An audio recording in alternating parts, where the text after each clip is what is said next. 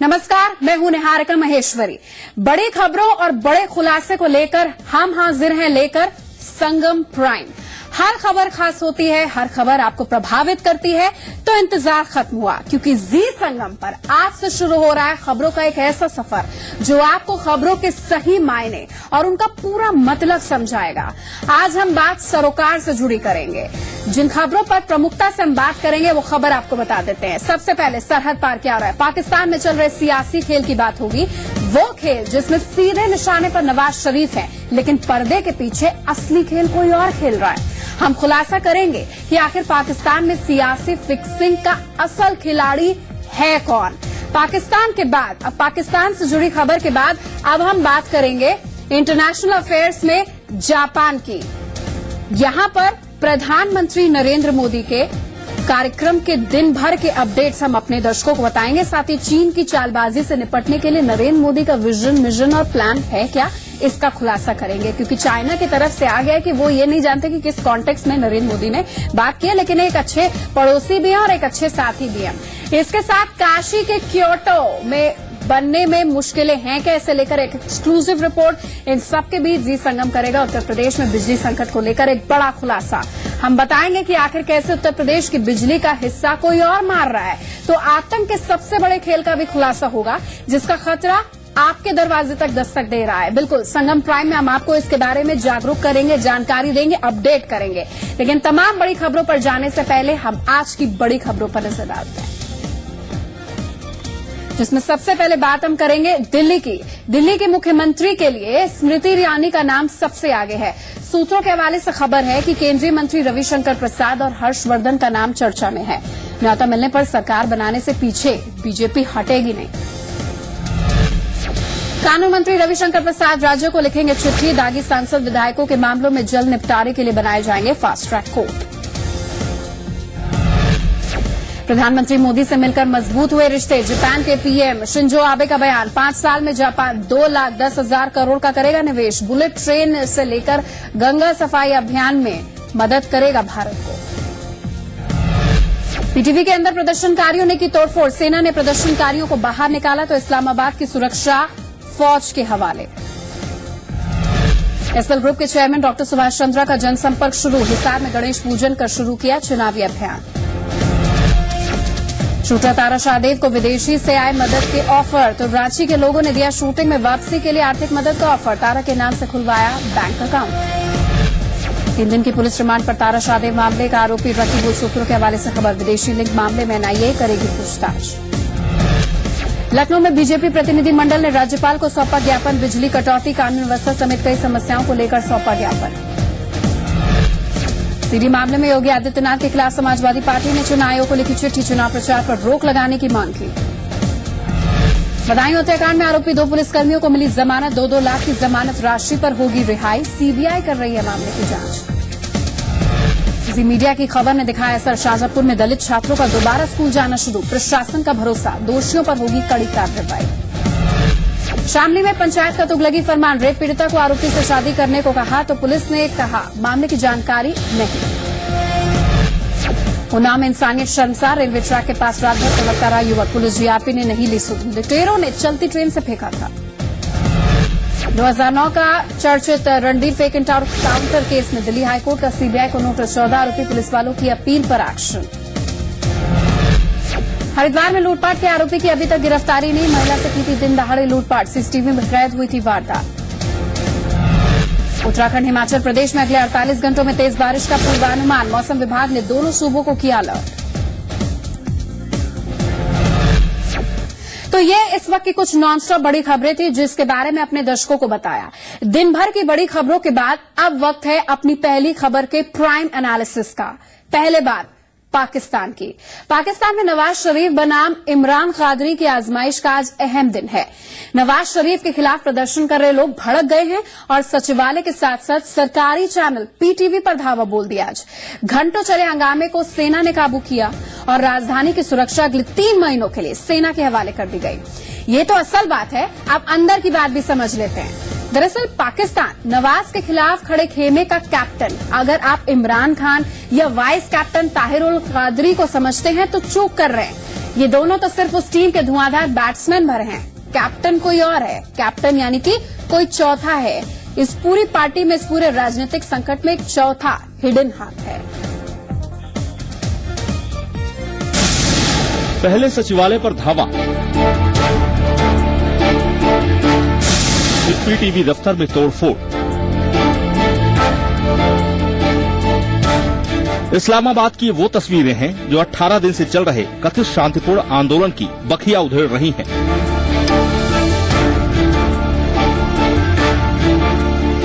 इमरान खान को नवाज शरीफ का इस्तीफा चाहिए तो ताहिर उल कादरी नवाज को सलाखों में कैद देखना चाहते हैं। इन सबके बीच जमहूरियत कराह रही है। सवाल उठ रहे हैं कि आखिर एक चुनी हुई सरकार के खिलाफ इस हद तक जाने का सबब क्या है, क्योंकि जमकर हुए हंगामे के बाद अभी भी इमरान खान पीछे हटने को तैयार नहीं। नवाज शरीफ और इसकी हुकूमत सबसे ज्यादा झूठे लोग हैं, झूठ बोल रहे थे। हम भी उम्मीद रख रहे हैं कि अल्लाह इस मुल्क को आजाद करेगा और हमें भी रिहा करेगा अपनी जेलों से। अब सवाल ये उठता है कि इमरान खान के इन दावों की हकीकत कितनी है। क्या पाकिस्तान में उठे इस सियासी बवंडर के पीछे वाकई जनता का समर्थन है, या फिर मुट्ठी भर लोगों के जरिए लोकतंत्र का तमाशा बनाया जा रहा है।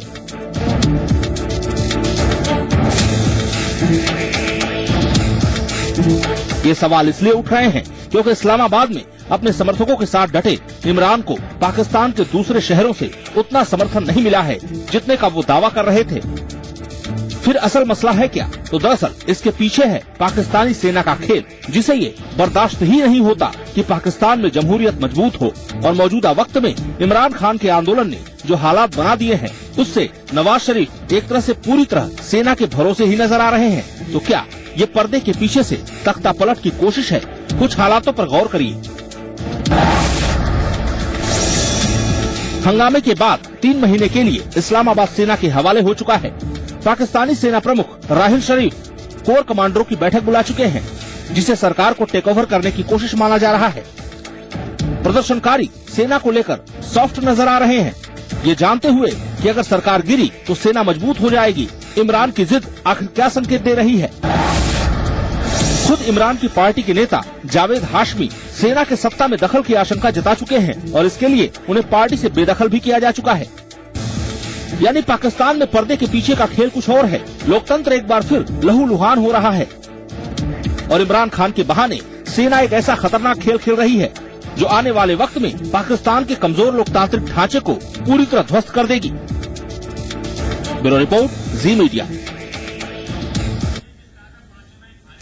हिंदुस्तान और पाकिस्तान एक साथ आजाद हुए थे, लेकिन 68 सालों में पाकिस्तान आज तक एक मैच्योर डेमोक्रेसी नहीं बन पाया है। नवाज शरीफ के पहले प्रधानमंत्री रहे यूसुफ रजा गिलानी पाकिस्तान के एक ऐसे वजीर आजम रहे जिन्होंने अपना कार्यकाल पूरा किया, चुनाव के जरिए सत्ता हस्तांतरित की। यानी कि देर से ही सही पाकिस्तान लोकतांत्रिक व्यवस्था की राह पर आगे चल पड़ा था। इन सबके बीच सत्ता में रहने के आदी हो चुकी पाकिस्तानी सेना और उसके भीतर जड़ें जमाकर बैठी सियासी सोच को यह मंजूर नहीं। अब क्यों मंजूर नहीं? क्योंकि सेना को पता है कि अगर लोकतंत्र मजबूत हुआ तो उसकी अहमियत खत्म हो जाएगी। वहीं दूसरी ओर लगातार फौजी शासन से तंग आ चुकी पाकिस्तान की आवाम अब फौजी शासन बर्दाश्त नहीं करना चाहती। लिहाजा सेना के लिए अब सीधे तख्ता पलट करना आसान नहीं। सेना ने पर्दे के पीछे से पूरा खेल रचा है, जिसका मोहरा बन गए इमरान खान, कादरी। पाक की आवाम इस बात को समझती है। शायद यही वजह है कि इस आंदोलन को उतना समर्थन नहीं मिला जितना ये लोग दावा कर रहे हैं। बावजूद इसके इनके आंदोलन ने सियासी संकट तो बढ़ा ही दिया है, जिसके कारण एक बार फिर सेना सत्ता के केंद्र में है। सेना की यही मंशा थी।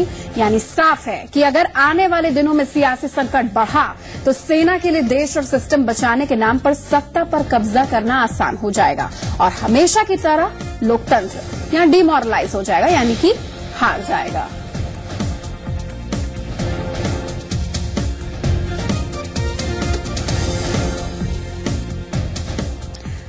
अच्छा, करंट अपडेट क्या है? वो ये है कि पाकिस्तान में चल रहे ताजा सियासी संकट को सेना का खेल मानने वालों की कमी पाकिस्तान में भी नहीं है।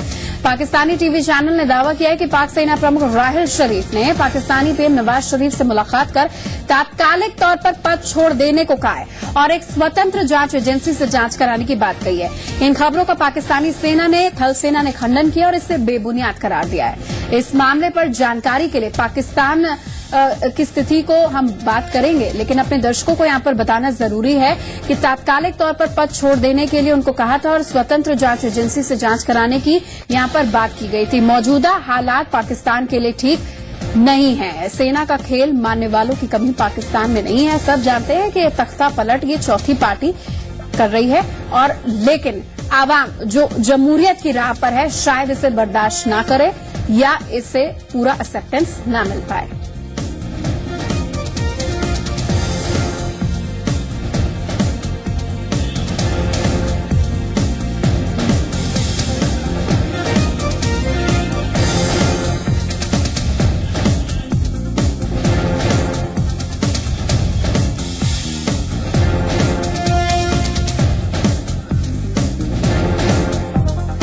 दर्शकों को बता दें कि लंबे समय से नवाज शरीफ जो चुनाव में धांधली हुई, ये लगातार आरोप वो लगा रहे हैं और चुनाव में धांधली हुई है, लिहाजा पद छोड़े, इस्तीफा दें। लेकिन नवाज शरीफ किसी तरीके से पद छोड़ने को तैयार नहीं है। बातचीत का उन्होंने न्योता दिया।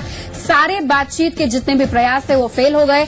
इमरान खान, तहरीक इंसाफ और तहरीक आवाम, ये जो पॉलिटिकल पार्टी है पाकिस्तान तहरीक आवाम, ये झुकने को तैयार नहीं है। कादरी और इमरान खान झुकने को पूरी तरीके से तैयार नहीं है और लगातार राजनीतिक संकट वहां पर बढ़ता चला जा रहा है और सियासी ये कह सकते हैं फिक्सिंग है। सेना ने इस्लामाबाद 3 महीने के लिए पूरी तरीके से इस्लामाबाद को संभालने की यहां पर बात की गई है, जो वहां की सरकार ने फौज को ये पूरा मैंडेट दे दिया है।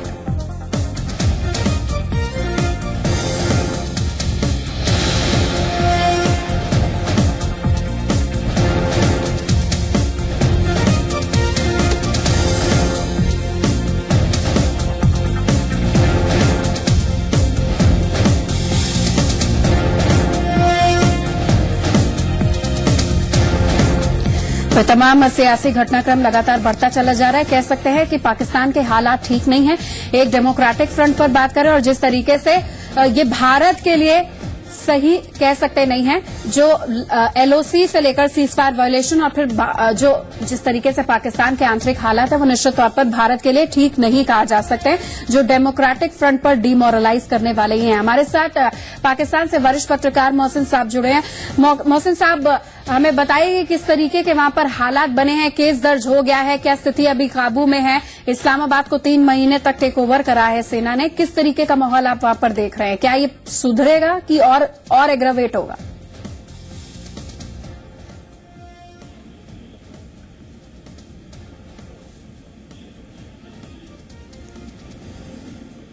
मोहसिन साहब, आपको आवाज मिल रही है? मोहसिन साहब, आपसे जानना चाहेंगे हालात कितने तनावपूर्ण बने हुए हैं? कुछ संभलेंगे हालात जब इस्लामाबाद को 3 महीने तक सेना ने संभाल लिया है, या फिर और एग्रावेट होने की गुंजाइश है? ये हालात की मजीद खराबी का खदशा जाहिर किया जा रहा है, क्योंकि आज पाकिस्तान तहरीक इंसाफ के सदर जावेद हाशमी, जिन्हें पिछले रोज इमरान खान ने अपनी पार्टी से निकाल दिया था, आज उन्होंने बड़े संगीन इल्जाम किया। उनका कहना है कि इमरान खान पाक ये सब कुछ कर रहे हैं और फौज जनरल जो है इस तरह साजिश का हिस्सा है, वो इमरान खान को इस्तेमाल कर रहे हैं। इमरान खान का कहना है कि फौज के बगैर आगे नहीं बढ़ सकते, और उनका ये भी कहना था कि पहले से ये सारा प्लान तय था कि सितंबर या अगस्त या सितंबर में इलेक्शन होंगे, जिसके लिए इमरान खान उम्मीदवारों की भी तलाश कर रहे थे। और उन्होंने इसके अलावा भी कुछ इल्जाम आयद किए हैं कि बाद ऐसे रहनुमा जो इलेक्शन में मुसलसल हार रहे थे, उनको इलेक्शन में जितवाया भी फौज के कहने से उनको टिकट दिया गया और उनको जितवाया गया। तो आज सूरत बिल्कुल तय गई है और पार्लियामेंट का कल मुस्तकिल इजलास हो रहा है, जिसके लिए आज वजीर आजम ने अपोजिशन रहनुमाओं को बुलाया था जी। और उन्होंने इस बात का इजहार किया है, अपोजिशन ने कहा कि वजीर आजम ना तो इस्तीफा देंगे और न ही इनका को खत्म किया जाएगा। धन्यवाद ये पूरी जानकारी हमें पाकिस्तान की देने के लिए। बात प्रधानमंत्री नरेंद्र मोदी के जापान दौरे की। पीएम मोदी के लिए जापान का दौरा आज का दिन काफी महत्वपूर्ण का रहा, काफी बिजी हेक्टिक शेड्यूल रहा। प्रधानमंत्री मोदी ने आज सुबह उद्योगपतियों से मुलाकात की, फिर नेताओं से मिले और शिखर बैठक में हिस्सा लिया। जो शिखर वार्ता हुई, खैर ये तो उनका रूटीन कार्यक्रम था। इस रूटीन कार्यक्रम के बहाने प्रधानमंत्री ने एक साथ 2 मोर्चों पर निशाने साधा। पहला मोर्चा कूटनीतिक डिप्लोमैटिक था, जिसके निशाने पर चीन था। प्रधानमंत्री ने चीन को आड़े हाथों लिया और कहा है कि वो विस्तारवादी नहीं बल्कि विकासवादी नीतियों पर चलने के हिमायती हैं। आइए पहले बात चीन की करते हैं, फिर आगे बढ़ेंगे।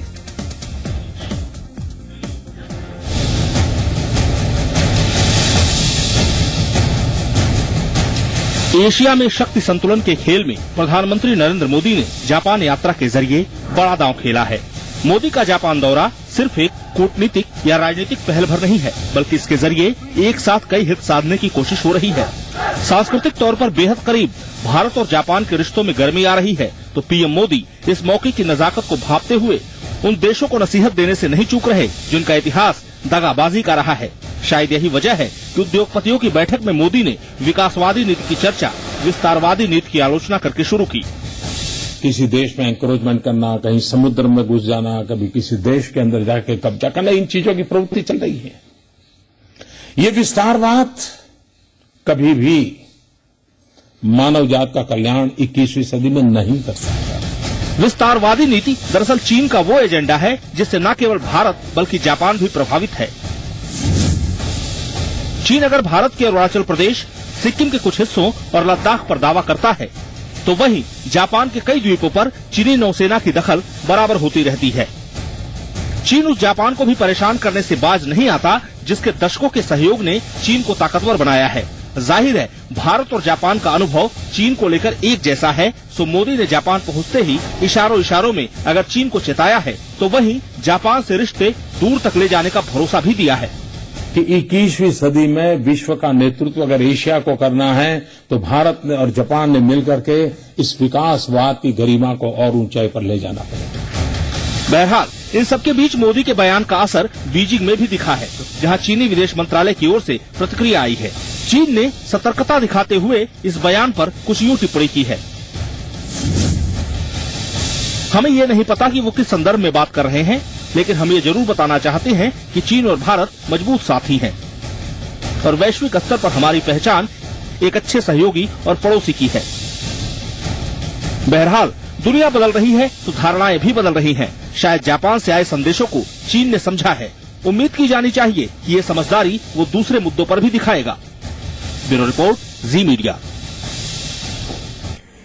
हमारे प्रधानमंत्री नरेंद्र मोदी कूटनीति के मामले में बड़े ही सधे कदमों से आगे बढ़ रहे हैं। जहां भी जाते हैं अपनापन दिखाते हैं। जिस मुल्क में होते हैं उसी के रंग में रंगे नजर आते हैं। दो तस्वीरें देखिए जिसमें नरेंद्र मोदी की शख्सियत के दो रंग। पहली तस्वीर उस वक्त की जब नरेंद्र मोदी टोक्यो के एक स्कूल में जो 135 साल पुराना है वहां पहुंचे। यहां नरेंद्र मोदी ने बच्चों में घुल मिल कर एहसास जापान के एजुकेशन सिस्टम का लिया और देखिए बांसुरी भी वो बजा रहे हैं। वहीं दूसरी तस्वीर उस खास टी पार्टी की है जो टिपिकल जापानी अंदाज में ऑर्गेनाइज की गई थी। इसमें खुद जापानी प्रधानमंत्री शिंजो आबे मौजूद थे। नरेंद्र मोदी ने आज जापान की परंपरागत प्याली में उसी आसन में बैठकर चाय भी पी। जैसा देश वैसा भेष।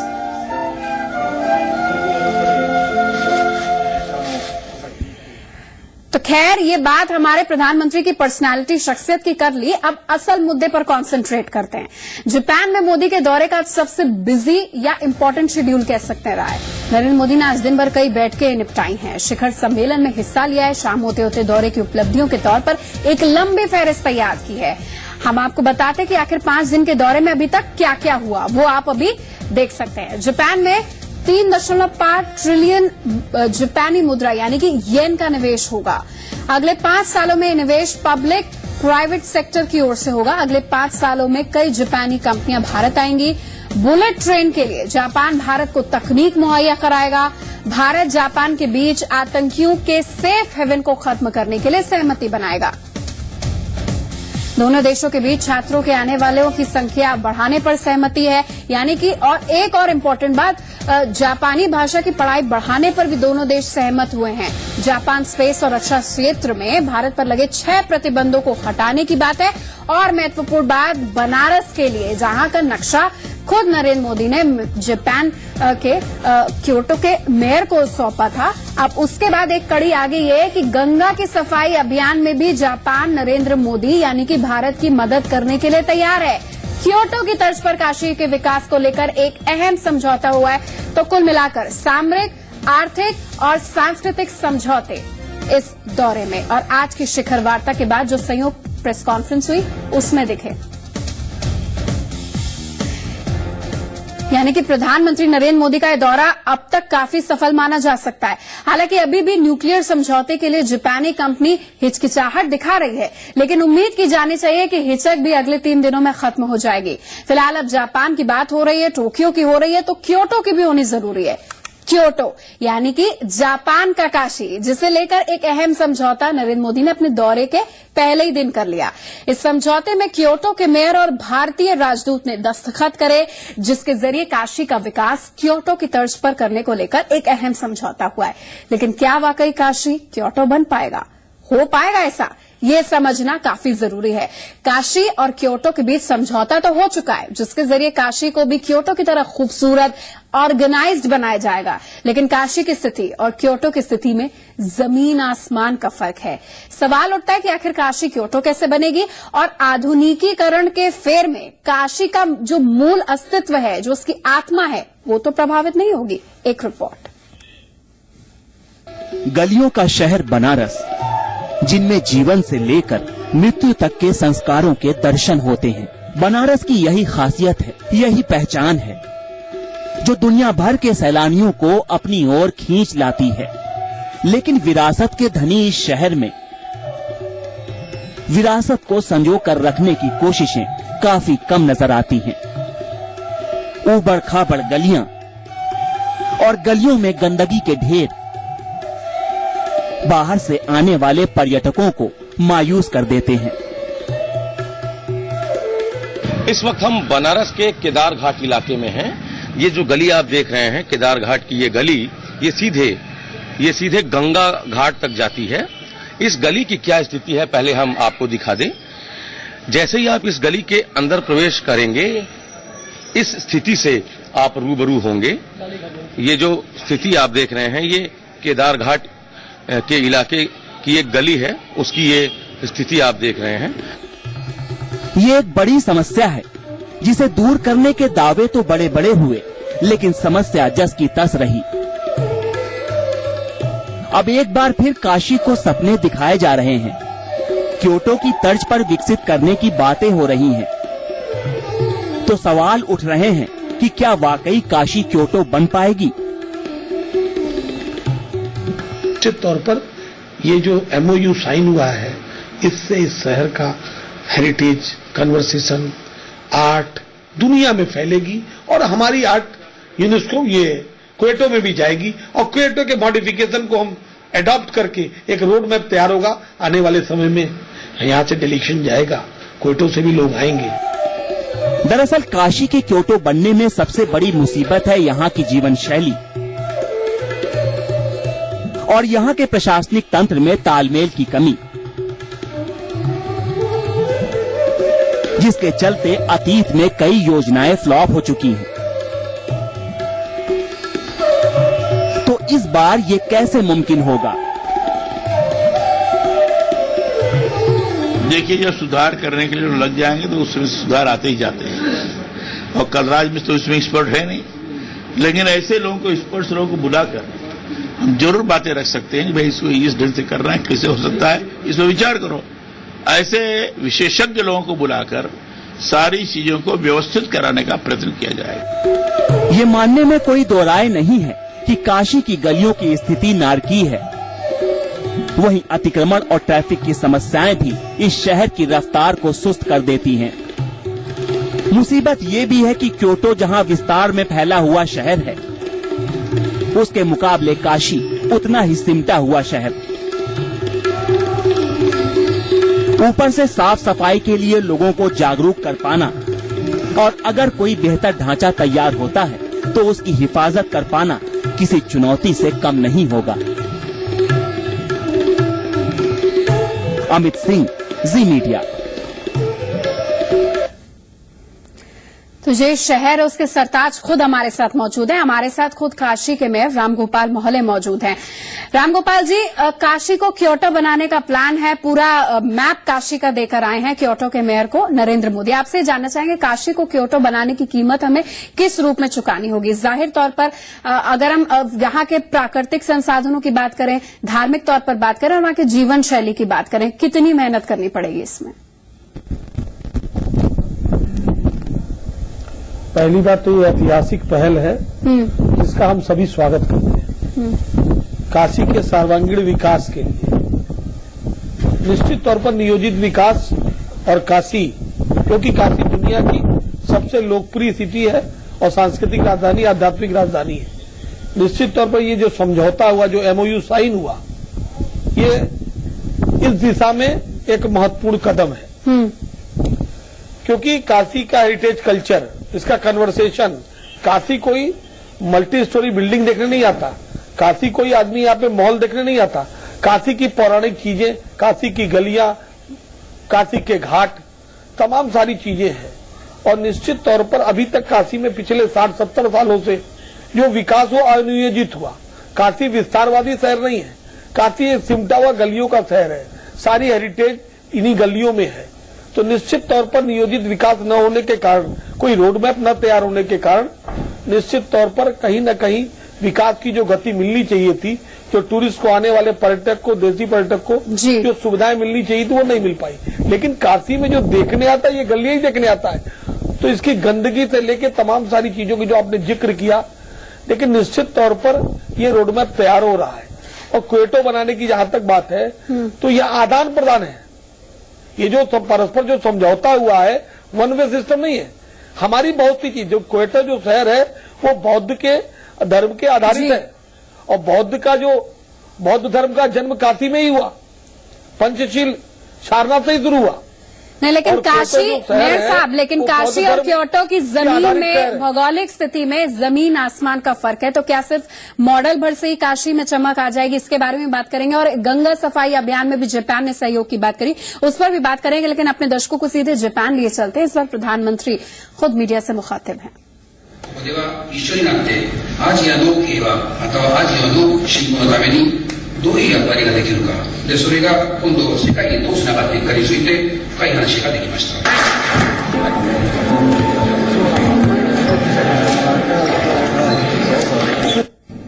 तो इस वक्त जो कार्यक्रम चल रहा है, वहां के इन्वेस्टर्स, बिजनेसमैन, वहां के टॉप ब्यूरोक्रेट से नरेंद्र मोदी मुलाकात करें। जाहिर तौर पर एक परिपक्व विजन लेकर चल रहे हैं। रामगोपाल मोहल्ले जी, काशी को बहुत जागरूकता की भी जरूरत है। आप कह रहे हैं कि यहाँ की गली, धार्मिक व्यवस्था को, यहाँ की गंगा को देखने सब आते हैं, उसका रसपान करने आते हैं, माहौल जीने के लिए आते हैं। लेकिन क्योटो और काशी में बहुत फर्क है। कौन से ऐसे पहलू हैं जिन पर सबसे ज्यादा ध्यान दें? अगर हम जापान से तकनीक पे मदद ले रहे हैं, तो काशी का कौन सा ऐसा क्षेत्र है जिसपे सबसे ज्यादा काम होना चाहिए? देखिए, काशी में सॉलिड वेस्ट, यहाँ की पार्किंग व्यवस्था, अब इंफ्रास्ट्रक्चर के मामले में कहीं न कहीं मॉडिफिकेशन की जरूरत है। अच्छे तकनीकी रूप में कैसे इसका विस्तार किया जाए, जो कि अभी तक नहीं हुआ। मैं 2012 में मेयर बना और 2012 से मैं लगातार इस स्थिति पे काम कर रहा हूं, और हमारा रोडमैप तैयार है। क्योटो से जो समझौता नरेंद्र भाई मोदी ने किया, निश्चित तौर पर यह मील का पत्थर साबित होगा। और आपको आने वाले समय में जब आप एक साल बाद किसी चैनल के माध्यम से इंटरव्यू करेंगी, तो आपको दिखाई पड़ेगा काशी दुनिया की सुंदर नगरी बन गई, क्योटो के तर्ज पे और क्योटो के आधारित। बिल्कुल, और सबसे महत्वपूर्ण कि भगवान शिव के त्रिशूल पर ये नगरी विद्यमान है, तो क्षेत्र का संतुलन यहाँ पर भी अच्छी तरीके से बरकरार रखें। बहुत बहुत धन्यवाद अपना कीमती वक्त हमें देने के लिए।